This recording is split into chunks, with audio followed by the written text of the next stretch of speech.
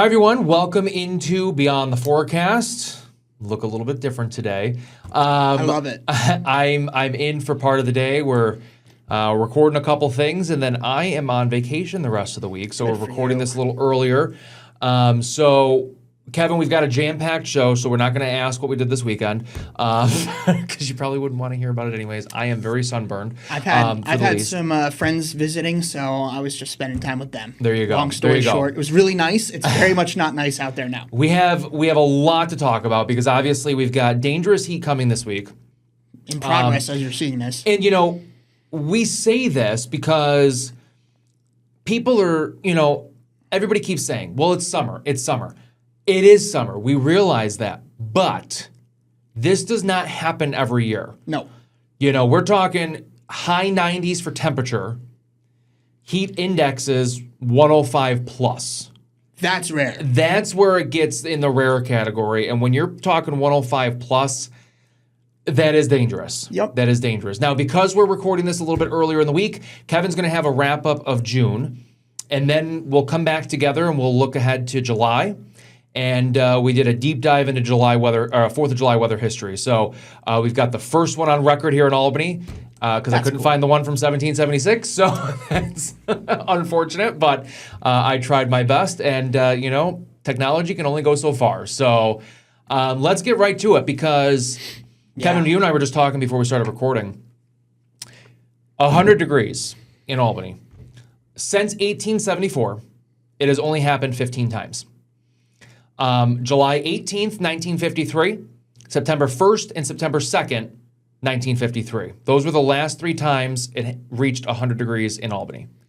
And it's crazy that it happened three times in the same year, and it has not happened since. That is nuts. The hottest in recorded history in Albany, July 4th, 1911, 104 degrees. Wow. Now, July of 2011 and August of 2022 both saw 99 degrees. I think it was August 4th. I think I just did some digging earlier. Now, can I ask you something? Yep. Is this like the most recent two times or like? That was the most recent at 99. Okay. I went through your ex-Masis, all that stuff.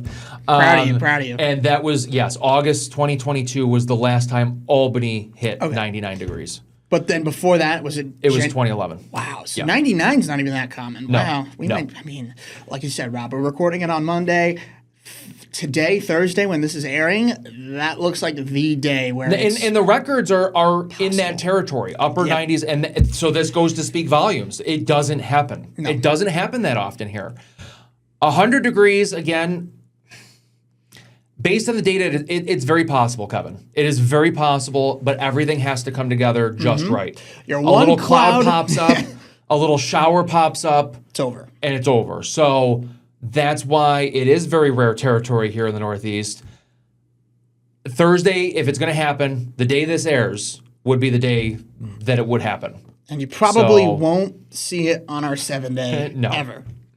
So, Kevin, you threw this together.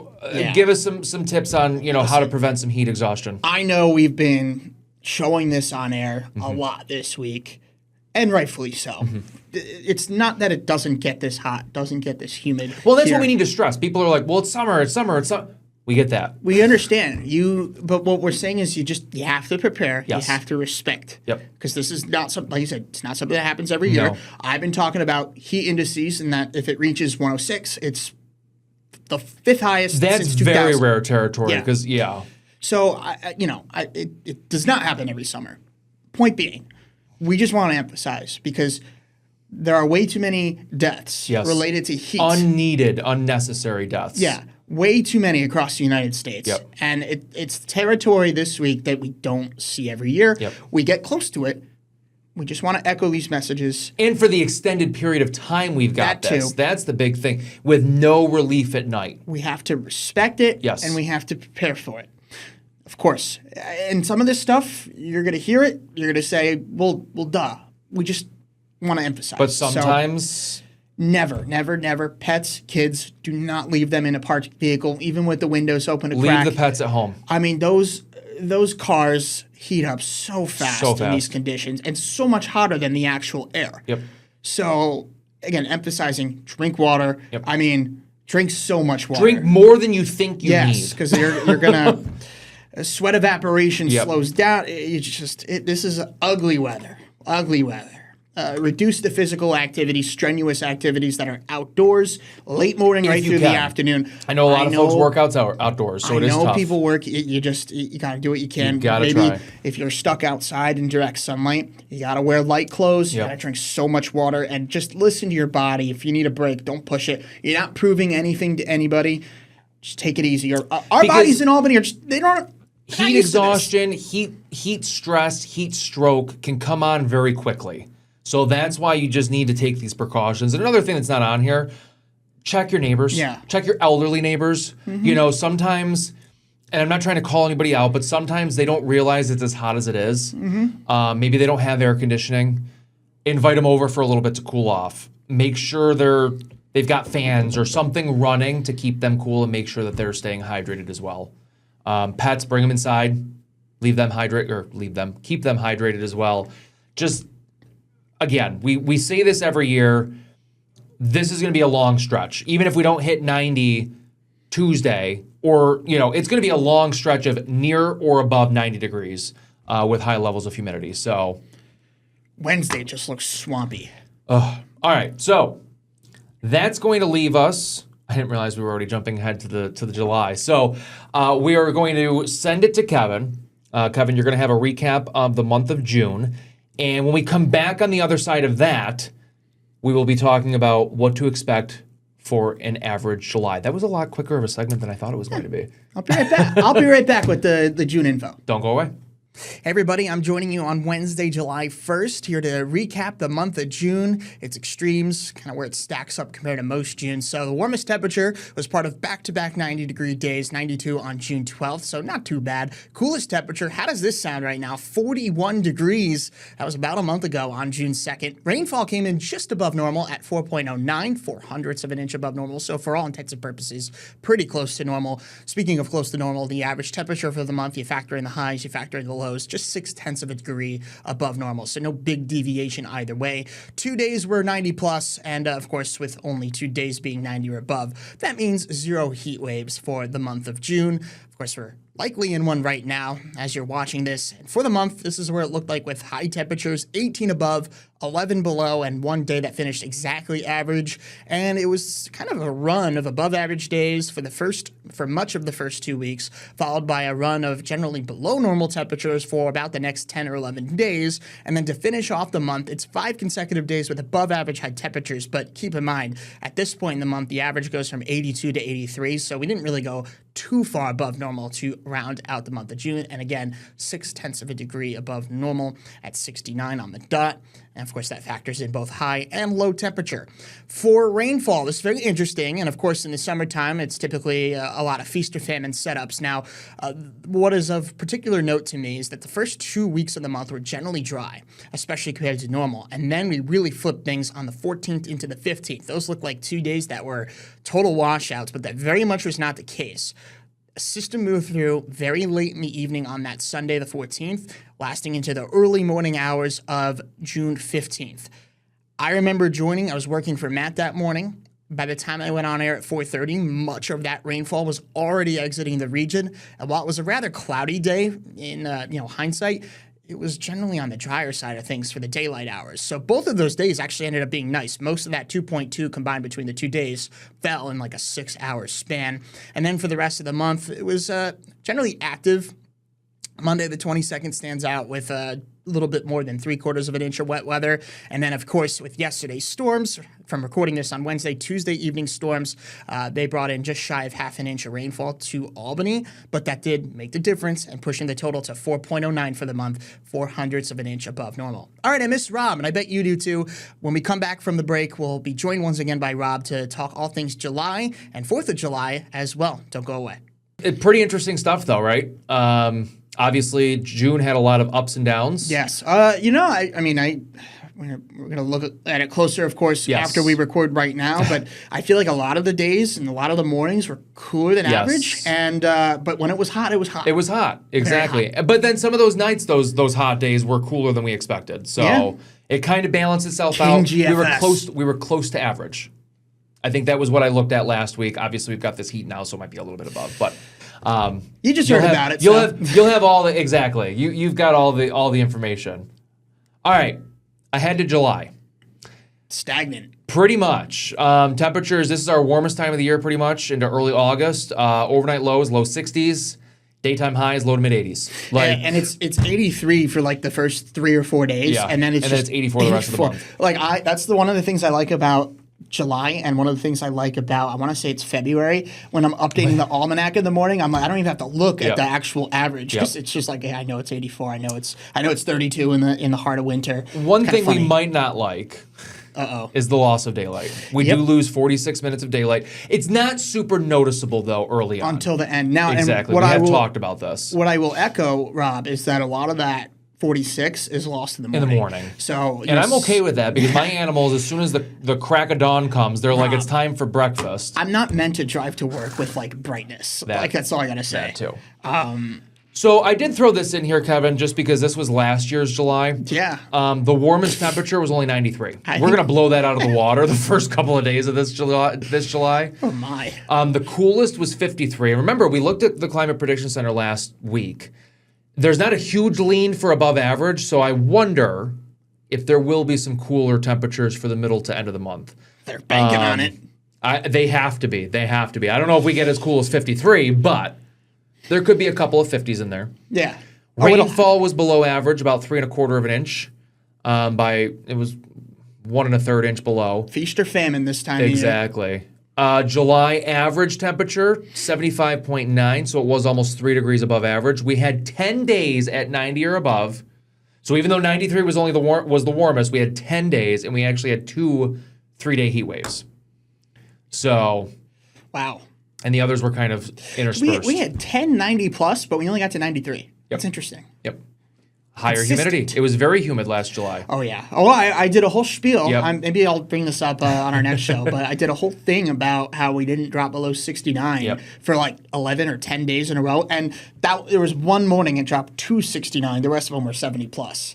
Ugh. That shows you got a lot of humidity and or clouds or a south wind or, but this time of year it's usually we got high humidity. Now, here's the average July conditions. The average high, about 84, as we showed you. It really doesn't move all month. Consistent. The average low, about 62.5. When you average those together, it's about 73.1. And the average precip is 4.5 inches. This is actually our wettest month of the year, typically. Yes. Because of the heat and humidity, greater chance for thunderstorms.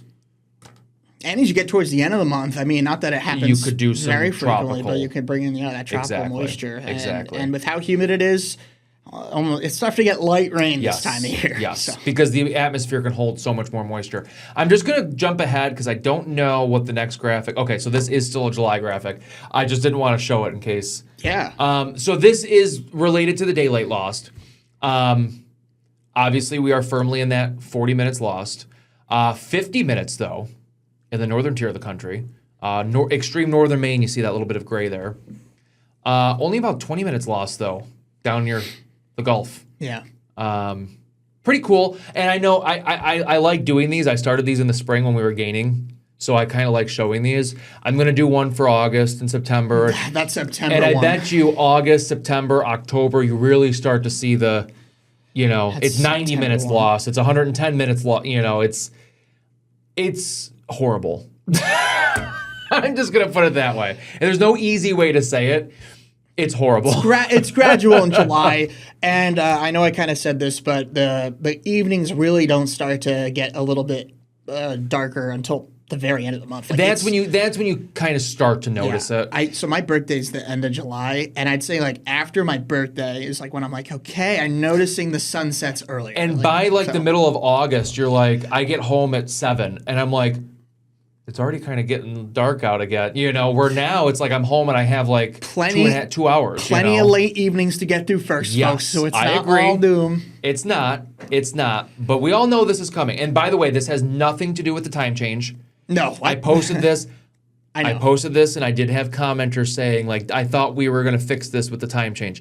This has nothing to do with the time change. It's all having to do with Earth's tilt. We're starting to tilt away. Yes. So right now, first day of summer, we're tilted towards the sun like this. As we get further away, we start to tilt further away from the sun, and that's why we start to lose the daylight, unfortunately. Instead of the Tropic of Cancer, the sun goes closer to the equator, and then it goes to the Tropic of Capricorn for the winter. Anyways. Capricorn. Put it on my steak. Let's see. I think I made that joke last episode. I think you did. Yeah, you're like, oh, it sounds like a steak seasoning. I just love peppercorn. It's so good.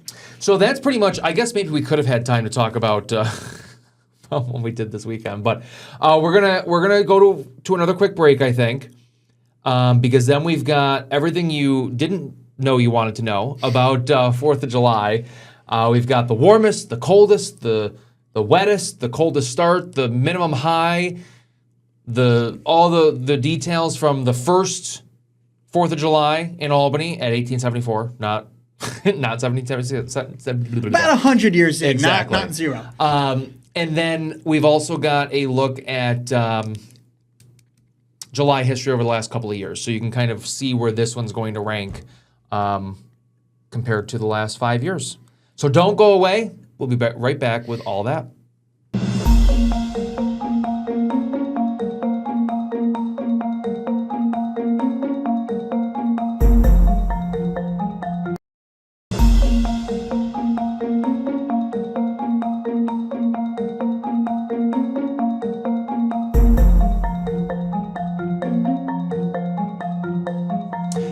Welcome back as we all get ready to celebrate America's 250th birthday. Wow.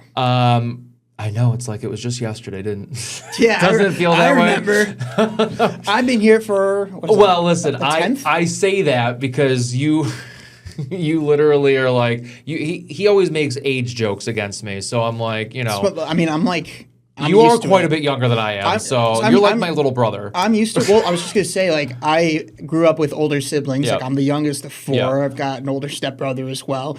I'm so used to rubbing it in. So, take that, Rob. I don't have a problem with it. I'm more wise. That's what we'll say. That's what I'll run with. All right, Independence Day weather history. You're wise, Rob. We already kind of touched on this one. 104 degrees in 1911. I remember That was that on the one very 4th well. of July. Yes. Yes, so the Wow. hottest temperature ever in Albany was on the 4th of July in 1911. 104 degrees.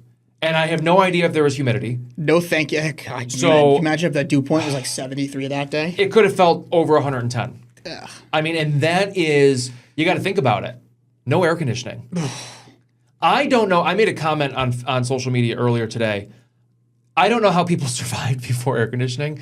But I've also grown up with air conditioning my whole life. So, like, it is one of those, I don't have anything to compare it to. Yep. No control group. But it's not great. The minimum high temperature, Kevin, Yikes. that was a cold 4th of July. 64. 64 in 1932. It just had to rain that day. There's no And it wasn't the wettest. way. Well, and I Actually, go ahead and read the rest of these because I will tell you if there was rain that day. there had to be. I mean, it's like What the if there's peak- not? Okay, I mean, I will be intrigued. Anyways, coldest start. So the minimum low temperature that we've had on the 4th of July was in 1971, and that was when we woke up at 44 degrees, just 12 degrees above freezing here at Albany. The wettest, 1.15. So really, like, I mean, some of the daily precip records are like 2 inches, even 3 inches of rain. 1.15 for the 4th of July. I mean, a lot of them, I mean, that's probably a washout or a very, very heavy thunderstorm back in 1999. It was the year before I was born, so I have no idea. But, you would expect a daily record for rain to be, especially in the summertime, to be like 2. Yeah, closer to 2. thunderstorm-wise. So I think that is a little surprising. So 1932, 64 the high. The low was only 58. So I think it had to be very overcast. Oh. There was only 32 hundredths of an inch of rain. Did we just have like onshore flow? Like It says percent sun 0. So there was 0 sun that day. That held us in the 60s. I mean, for onshore, July, that is chilly. Crazy. Now 1999, I'm just curious. Oh, we made it up to 90 that day. So I don't know if it was a that had to complete be a washout. storm. 62% sun. So it had to be there had to be a pop up and It poured that day. There's no way. Yep.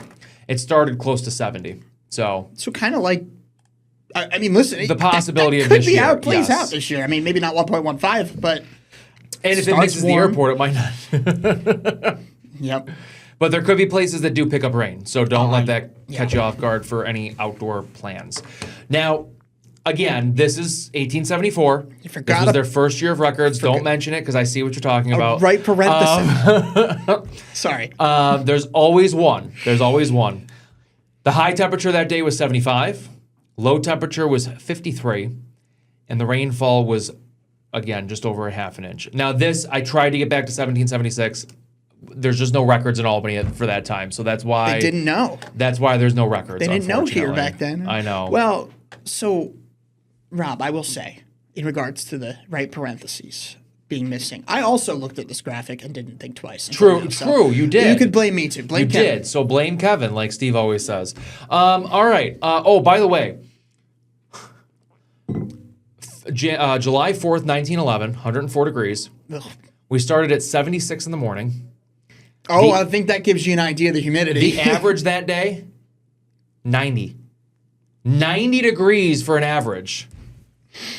That's insane. That's crazy now. I mean, the fact that you said, Rob, it happened before AC is just incredible. Now, I do want to look just really quickly here as we're getting ahead. July 2nd is the day that this is going to be airing. The record that day, 98. It's going to be close. There's going to be a couple of high minimum temperatures that we could come close to. Yeah. I don't know what you guys are going, but 74 is the lowest on July 3rd.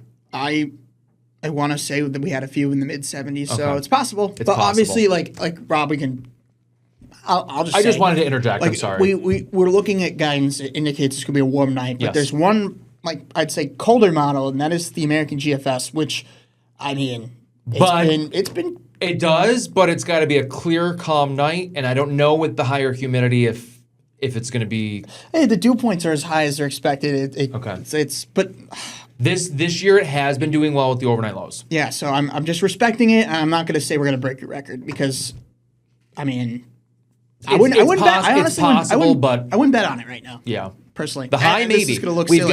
We've got July 1st at 99, July 2nd at 98, so that's Thursday. Oh. Friday, Saturday is 102 and 104. Yeah, no. I don't think those are going to be, but if they are, July 2nd is going to be close at 98.